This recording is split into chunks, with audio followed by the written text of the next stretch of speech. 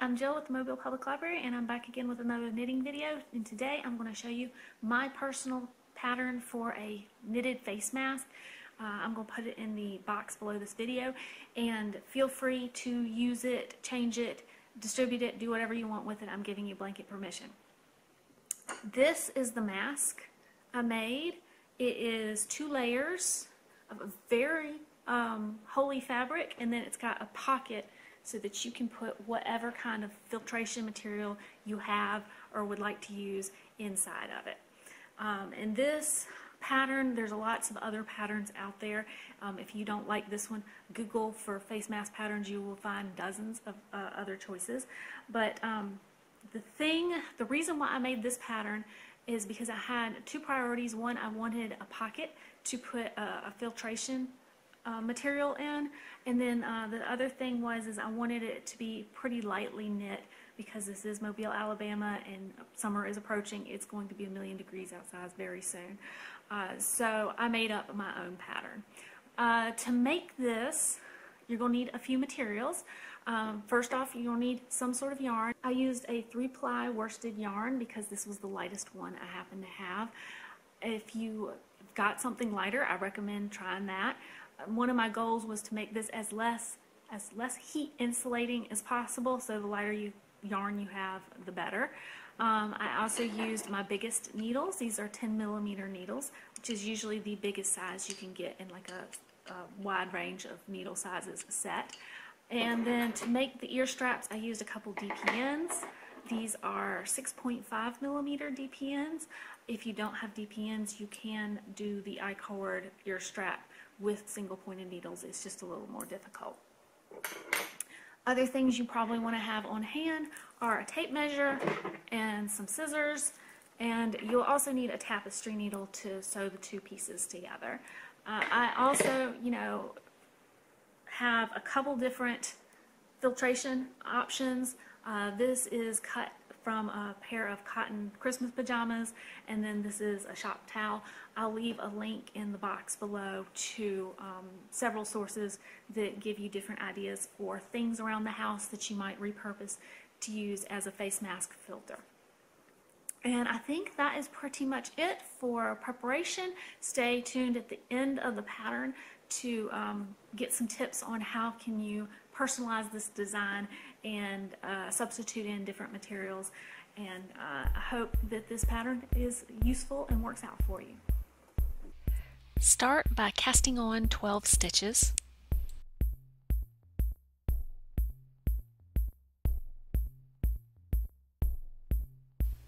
Knit 2 rows. This is also known as a garter stitch.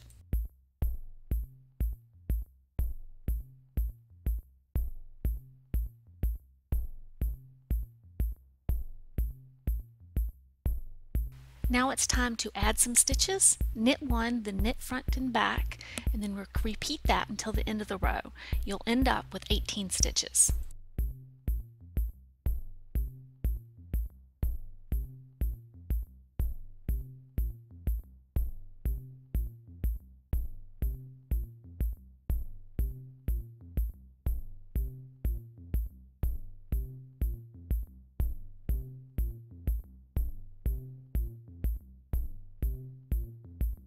Now we're starting to knit the front of the mask. The pattern for the front of the mask is purl 2, then knit 1, and you repeat those 3 stitches until the end of the row. And then each row will be identical to that until you have enough rows for about 6 inches of material.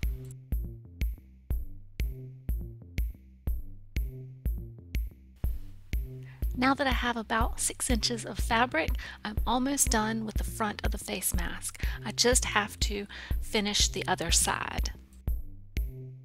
The next step is to reduce the number of stitches. Do that by knitting 2 together, then knit 1, and repeat those 2 steps all the way to the end of the row. When you finish the row, you should have 12 stitches on your needle.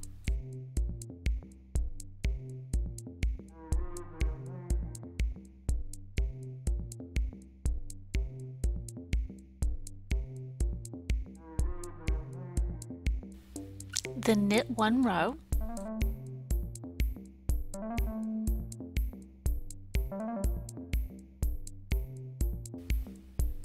Now cast off. I'm using the decrease method, but you can use whatever bind off method you prefer.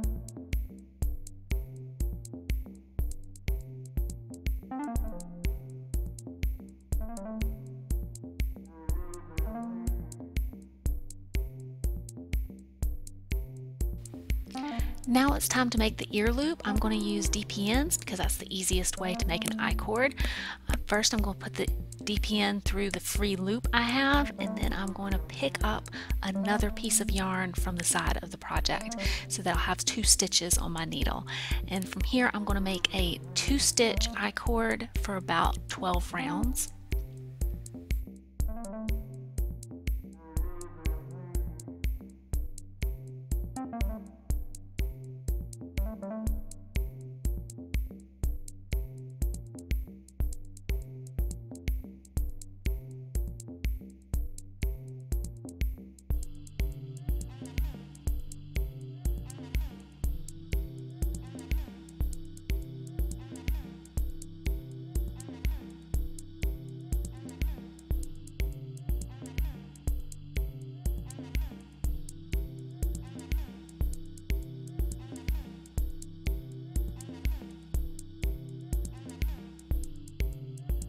Use a tapestry needle to secure the other end of the I-cord at the corner of the mask.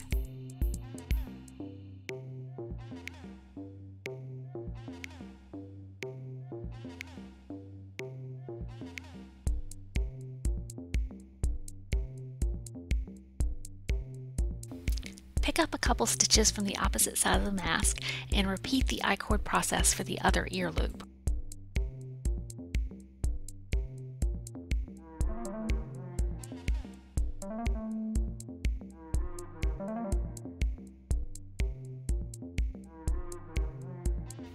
Now you can try your mask for size before moving on to the next step. To make the next piece, cast on 17 stitches.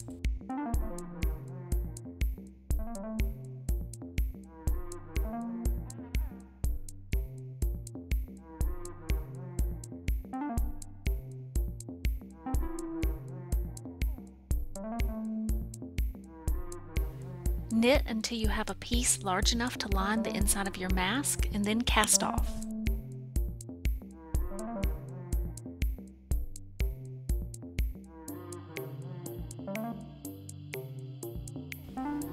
Tack 2 pieces together using a tapestry needle.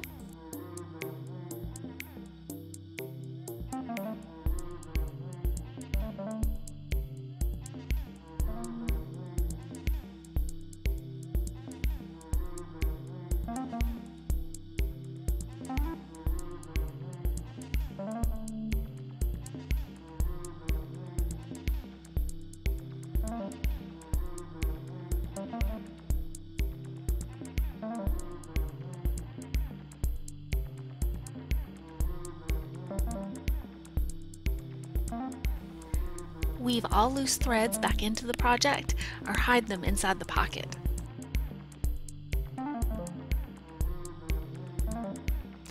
Now we're almost finished. We just need some sort of material to put in the inner pocket to act as a filter. Rummaging in my house, I found 2 possibilities, a scrap of flannel pajamas and a shop towel. So I'll put the shop towel in this mask and I will try it out. Okay, and here's the finished mask. It is a little bit puffy, but it's actually not that bad as far as heat and uncomfortable. Now the pattern as I wrote it is to fit me, but if you need to resize it, it's not too difficult to do. If you need it wider or narrower this way, going up and down, you would just cast on greater or fewer stitches just to keep them to an even number. So go down to 10 or up to 14 or up to 16 or so on. And so that way when you get to the increase row, you're still going to increase every other row and you will end up with a number that's evenly divisible by 3, and so then this pattern part through here will work out right as well. So just make sure that when you increase or decrease your stitches, when you cast on, you know, use an even number. And then of course to change the width, That's very simple. Knit greater or fewer rows and just knit until the appropriate number of inches. And of course the back side you do the same way. You knit it till it's just the right size and it matches up with the first side that you did. Same thing with the ears. I did 12 rounds, but you could easily do greater or fewer rounds. And you can also use different size needles. If you use bigger needles, each round will be wider. If you use smaller needles, each round will be smaller. If you want to use smaller needles and it'll come out less mesh-like, you can do that. I did this version, and this version is the exact same pattern, except I did it with a size 10 needle, which I believe is a 6mm needle. And as you can see, it's more like standard knitting. You can't see all the way through it. It is a little neater looking, but it is also a bit hotter. And because the stitches are smaller, I had to, of course, do a larger number of stitches cast on and then a larger number of rows this way to get to the same size. I believe this was 16 cast on, and I can't remember how many more rows, but I honestly didn't count rows for either of them. I'm going to put the pattern in the box below, just size up and down accordingly. And if you have any questions, leave me a comment. If you have any suggestions for further knitting videos, let me know that too. And thank you for watching. Bye-bye.